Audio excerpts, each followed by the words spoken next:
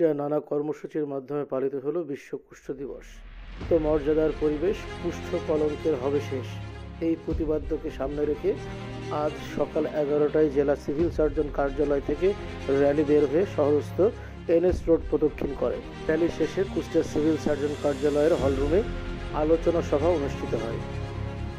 AP প্রকল্পের প্রকল্প সমন্বয়কারী আহসান হাবিব রিপন কুষ্টিয়া জেলার 6টি উপজেলাতে কুষ্ঠ রোগীদের বর্তমান অবস্থা তুলে ধরেন। আলোচনা সভায় প্রধান অতিথি হিসেবে উপস্থিত ছিলেন doctor HM. Anwarul Islam, civil surgeon Kushtia. বিশেষ অতিথি হিসেবে আরও উপস্থিত ছিলেন ডাক্তার আবদুল্লাহ আল রশিদ, ডাক্তার নওরিন আলম, প্রসি মিশন বাংলাদেশের রিসার্চ অফিসার মোহাম্মদ মুশফিক রহমান।